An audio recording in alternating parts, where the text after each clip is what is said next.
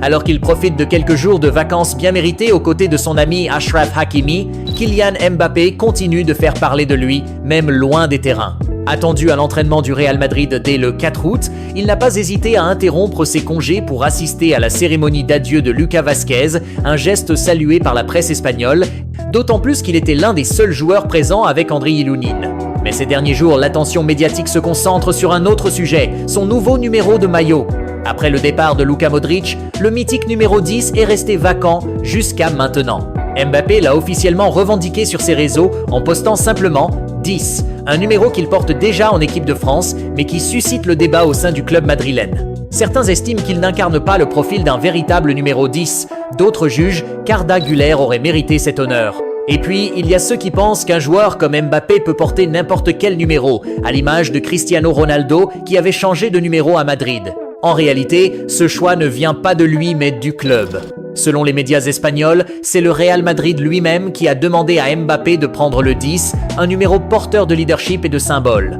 Le message est clair, le Français ne reçoit pas seulement un maillot, il hérite d'une mission, celle de marquer l'histoire du club. Et derrière cette décision se cache aussi un enjeu commercial majeur. L'année dernière déjà, le maillot de Mbappé s'était arraché à une vitesse folle, provoquant des ruptures de stock. Cette année, avec ce nouveau numéro, les Merengues anticipent un véritable raz-de-marée. Ils s'attendent à des ventes records qui pourraient rapporter des millions, voire des milliards d'euros. Kylian Mbappé n'a pas encore foulé la pelouse sous ses nouvelles couleurs, mais il est déjà en train de révolutionner l'image et le business du Real Madrid. Après une saison longue et éprouvante, marquée par une finale perdue contre Chelsea en Coupe du Monde des clubs, le Paris Saint-Germain s'apprête à tourner la page. Les joueurs parisiens reprendront le chemin de l'entraînement le 6 août prochain, soit seulement 7 jours avant la finale de la Supercoupe d'Europe face à Tottenham. Initialement prévue pour le 4 août, cette reprise a été repoussée de 2 jours afin d'accorder un peu de répit à l'effectif. Pour Luis Enrique, peu de surprises à l'horizon.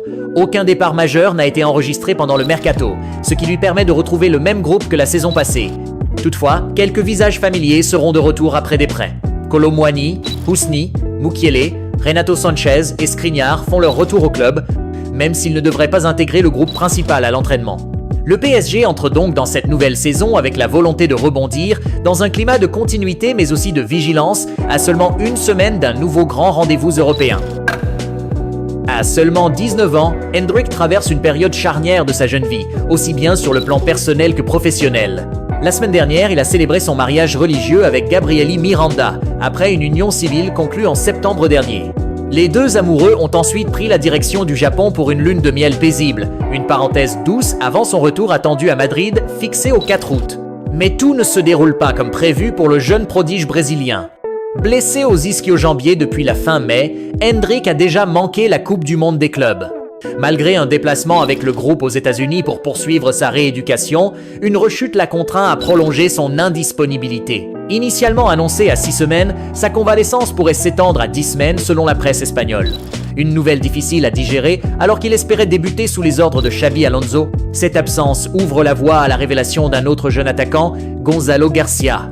Profitant de l'indisponibilité d'Endrick et de l'absence de Kylian Mbappé, Gonzalo s'est distingué avec 4 buts et une passe décisive en 6 apparitions. Sa bonne forme pousse le staff madrilène à lui accorder plus de temps de jeu, au moins jusqu'à la trêve. Le style de Gonzalo, qui correspond davantage au profil demandé par Xabi Alonso, pourrait même rebattre les cartes. Face à cette concurrence grandissante et au risque de stagner, le Real Madrid envisage désormais de prêter Endrick à un autre club de Liga.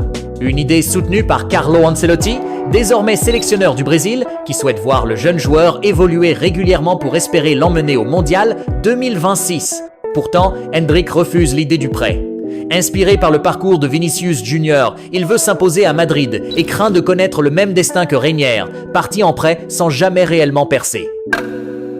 Le Bayern Munich poursuit activement la piste menant à Luis Diaz pour renforcer son secteur offensif cet été. Le club bavarois aurait déjà trouvé un accord avec l'ailier colombien de Liverpool, qui aurait clairement fait savoir à ses dirigeants son envie de changer d'air. Mais le dossier est loin d'être bouclé. Si le Bayern a transmis une offre de 70 millions d'euros, assortie de bonus, Liverpool reste ferme sur ses exigences et réclame près de 80 millions pour envisager un départ. Toujours sous contrat jusqu'en 2027, Diaz reste pour l'instant un joueur des Reds et le club anglais garde la main sur ce dossier malgré la pression du joueur et l'intérêt sérieux du Recordmeister. Newcastle pensait bâtir sa saison autour d'Alexander Isak et voulait lui offrir du renfort offensif. Au final, c'est l'attaquant suédois qui demande à partir, laissant le club qui vient d'entamer sa tournée asiatique dans le flou total. En interne, cette décision laisse tout le monde sous le choc. Après 2 saisons passées à Pau, Bingourou Kamara retrouve les terrains de Ligue 1. Le gardien de but de 28 ans, libre de tout contrat, s'est engagé avec le FC Lorient. Il a signé un bail courant jusqu'en 2027, marquant ainsi un nouveau chapitre dans sa carrière professionnelle. Le FC Barcelone accélère sur le dossier Joan Garcia. Deco, le directeur sportif du club, a récemment tenu une réunion décisive avec l'agent du joueur, Juanma Lopez, et son avocat, Ramon Valencia. L'objectif était clair, régler les derniers détails administratifs pour permettre l'enregistrement officiel du jeune gardien. Bien connu dans les coulisses du Barça, Ramon Valencia joue un rôle clé dans plusieurs opérations juridiques du club, comme cela avait déjà été le cas pour Dani Olmo. Le Barça souhaite désormais finaliser cette affaire au plus vite. Pep Guardiola, insatisfait des performances récentes d'Ederson, a décidé de prendre les choses en main. À sa demande, Manchester City s'apprête à accueillir un nouveau gardien, James Trafford. Âgé de 22 ans et impressionnant cette saison avec Burnley, le portier va faire son retour chez les Sky Blues pour un montant de 30 millions d'euros. Alors qu'il était pressenti pour quitter le Real Madrid dès l'ouverture du mercato, surtout après l'arrivée d'Alvaro Carreras en provenance de Benfica, Fran Garcia devrait finalement rester au club. Xabi Alonso, récemment nommé entraîneur, a choisi de faire confiance au jeune latéral espagnol en tant que doublure. Malgré les nombreuses sollicitations, le club madrilène le considère désormais comme un élément important du futur projet porté par Alonso, selon le quotidien AS. Après plus de 10 ans passés à Manchester United, Luke Shaw s'apprête à tourner la page. Arrivé en 2014 en provenance de Southampton, le latéral gauche s'était rapidement imposé comme un cadre des Red Devils, disputant au total 287 matchs sous le maillot mancunien. Malgré un contrat courant encore pour 2 ans, il ne figure plus dans les plans de Ruben Amorim, nouveau manager du club, ce qui devrait précipiter son départ dès cet été, selon The Sun.